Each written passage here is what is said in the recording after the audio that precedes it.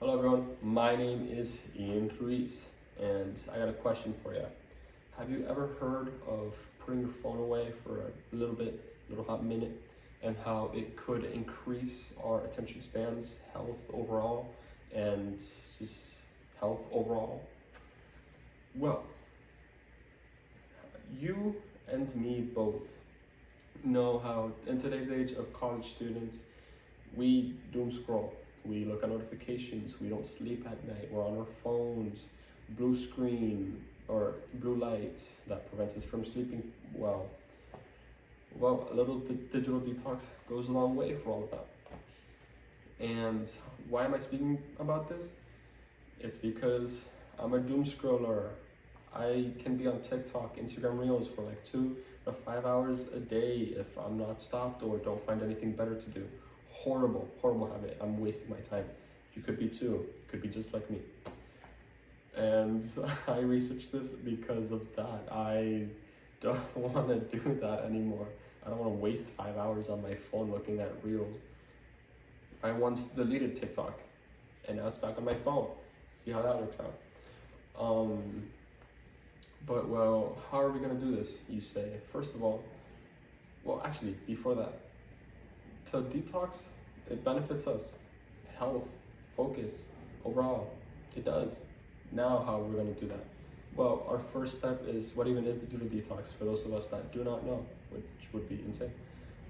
And then we are going to look at research of why it benefits, why it's good for us. Then finally, strategies, things that we could do to just keep those positive and not looking at our phone movements going on. Well, let's start off, let's begin.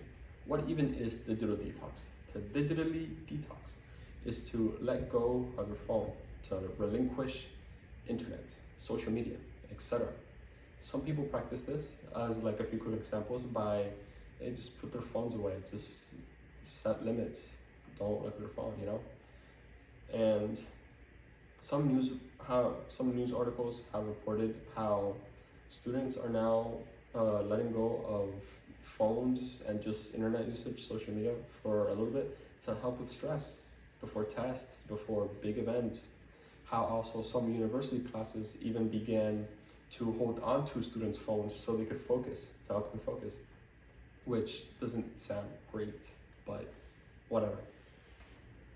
It's good for you and me, both of us. Moving on from that, now that we know what digital detox is, we can move on to some research. What researchers have found how it helps us. It helps how to let go of our phones helps us maintain good attention spans. A research article by, I'm gonna spell this out by the way, PNAS, Nexus. Sounds a little weird, but hear me out. How the research, the trials they have conducted with the participants and how they have done has shown that it is true. Letting go of our phones helps with our attention spans. We can focus longer. We don't stress out as much. Then and then moving on from that, our sleep schedule.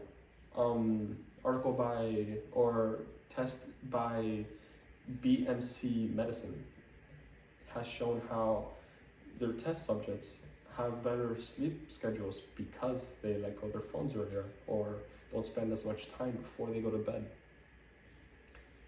Moving on from that, our final thing that we could be talking about, our final point, how some strategies, what are things we can do? Well, that's easy peasy.